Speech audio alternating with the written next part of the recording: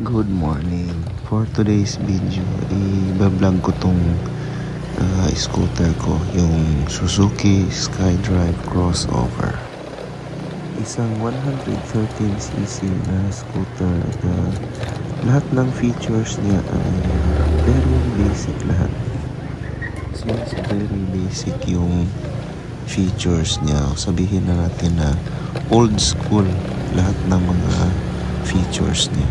Since ganun, ang binawi nila sa presyo, mura lang tong motor na to. Nabili ko ito na 69,900 noong 2021. Sa ngayon, nasa 70,000 plus na presyo nito. Tumaas ng konting-konti. Number one reason na binili ko to is yung price talaga. Murang-mura siya dati. Tapos, yung reason ko lang naman is may sakyan lang ako papuntang trabaho tsaka pauwi. Okay na ako. Pero ngayon na almost 5 years na siya sa akin, napagtanto ko na sulit pala pagbili ko sa motor na to. Sa almost 5 years na sa akin tong motor na to, hindi ako nakakita ng nakaramdam man lang ng issue sa makina nito. Hanggang ngayon wala siyang dragging o kung ano man na mararamdaman mo kapag tumatakbo na. Tsaka smooth pa rin, wala namang nagbago. Ganun pa rin siya nung binili ko 5 years, almost 5 years ago. Number one na gustuhan ko dito is yung torque. 0 to 50, mabilis nilang makuha. Wala kang problema kapag nag-overtake ka, lalo na pagka medyo malalaking sasakyan. Hindi kayo mabibitin sa torque nito, guys. May mga nasubukan na akong scooter, 125cc, 115cc, 110cc.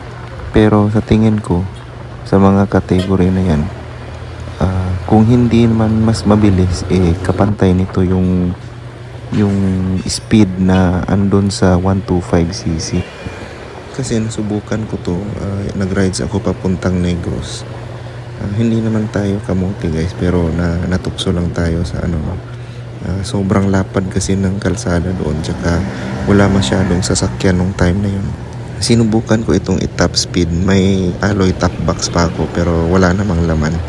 Natakbo siya ng 109 kilometers per hour. Pero guys, yung 109 kilometers per hour na yon, hindi naman matagal din yung nakuha yon, mga siguro lampas 1 minuto. Kasi nga sobrang tuwid naman ang daan. Hindi na ako nagminor, tuloy-tuloy lang. So ayun, masasabi ko na kung sa 110cc category, mas mabilis to. Pero kung 125 siguro kapantay niya or sa ibang brand, siguro mas mabilis to ng konti. Kasi guys, nahihirapan kasi tayong dito kasi 113cc kasi ito, pwedeng ihanay sa 110, pwedeng ihanay sa 125. Tsaka itong motor na to, guys, hindi siya ma-vibrate, smooth lang, ganun. Hindi ako nakakaramdam ng ngalay sa kamay ko. Then pangalawa sa gusto ko nito, guys, yung ground clearance niya. Medyo matangkad tong motor na to. Pagka nadaan ka sa putik-putik o kaya yung medyo mabaha, hindi siya masyadong naaabot ng tubig. Mataas ang ground clearance pero mababa yung seat height nito, guys. Kayang-kaya ng mga lady riders. Kaya marirecommend din natin ito sa mga beginners, no, yung bago pa lang sa pagmumotor. Tsaka yung manibela niya, naked handlebar, madami kang mailalagay na accessories, no, gaya ng mga phone holder o kaya yan yung bracket ko sa nilagay ko lang yan. Yun lang muna sa ngayon, guys. So next time pag-uusapan natin yung pros and cons ng motor na to.